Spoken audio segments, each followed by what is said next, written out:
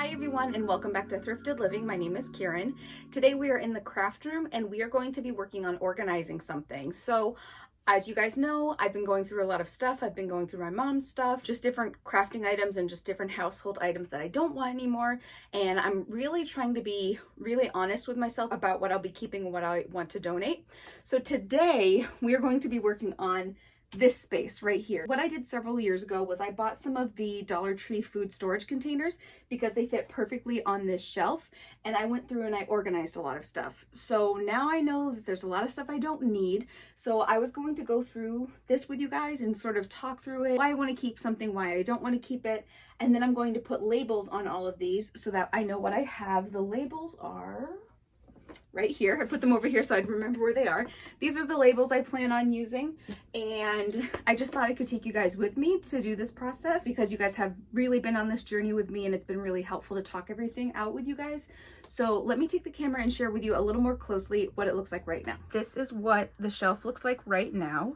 I have several different things in here that I know I'm going to be donating, and some items that I know I will be keeping. I just want to go through this process with you guys, talk about what I want to keep and what I want to get rid of. And yeah, so let's get to work decluttering and organizing this space. So I have some of these Dollar Tree bags that I'm going to use to donate items. I've just never used them in our home, and honestly, we have so many reusable bags. And I'm going to start at the top. I am missing a couple bins, but I think they're in my stuff to organize. So first thing, I have some stencils. I was actually thinking about last summer using these and painting the sidewalk. I will make sure I link that video above.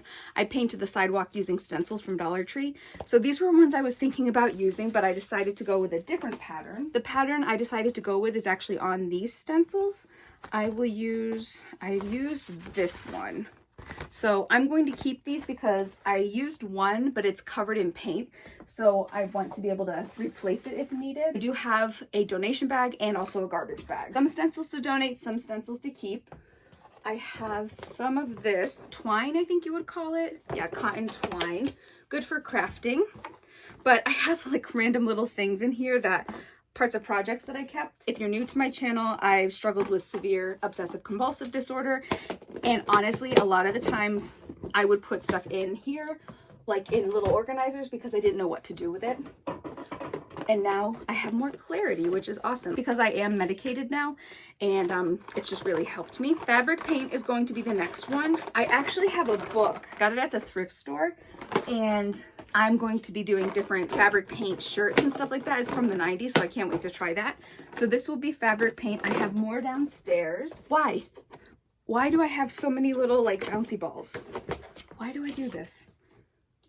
I have no idea, but I'm going to donate them. I probably wanted to use it in my classroom somehow, but I don't have any idea how to use them right now. This is something I had thought about using for a while. I always said I wanted to have a mermaid birthday party for my sister, Keely, because my older sister, she loves mermaids. I'm going to donate these.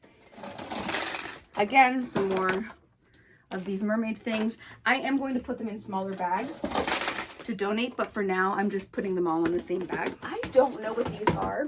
These are honestly, I'm gonna call them tiles. I could use these in my classroom, so I'm gonna keep them for now. I'm gonna make a pile of stuff to go to my classroom. Wire, I will keep, because that's a good thing I always use. What are these? What are these? Glitter vase filler. They're so beautiful. It's rainbow and glitter. And if you can see, I have rainbow glasses, so I love rainbow. I can donate it. Wow, I'm doing a great job at this. So I found these wooden beads at the thrift store. I wanted to use them for a project for a while, and I feel like I will. I have 2 boxes of them. So I'm gonna keep them here for now. Over here, I have some of these labels, and they're really cool. I used the rectangular version of them in my crafting desk, but they look like this, and they have a spot right here where you can put like a label. I wanted to use it on here, but they're too long. So I'm gonna make a section for labels. This is some Cricut stuff. I'll keep this. I have these 2 that I got at a garage sale. It's different, like elastic for crafting and different sewing items. I'm gonna keep it because I am working on sewing more. I have a couple sewing machines over here, and I'm trying to teach myself a little bit more. My mom was a seamstress. I have a rolling paint thing. I can donate it because I have nails somewhere. So my mom and I got a set of matching keys, and we always wanted to do a project with them, so I'm going to keep them to do a project in her memory. This is some burlap that I will keep. Actually, I'm missing a few bins. I'm missing like 3 bins. No, 4. Okay, so there's one right here. Oh, I know which ones I'm missing. My hot glue gun and my hot glue sticks. Just 3 that I'm missing. So let me see if I can find those. I'll be right back. I found 2 of the organizers that I was missing, but I'm missing 1, and I know I am because I have an extra lid. So I don't know where it could be. What I had been bringing downstairs to craft with were my glue sticks, my hot glue guns, and then the zip ties. So I'm wondering what my last bin could be. I know I'm missing one because this one is missing a container. So let me think, see if I can find that one too. Unfortunately, I was not able to find the container for this one. So once I do find it, I will add it back to the shelf. So I have 4 containers here that don't have anything in them. I'm going to organize some items in these.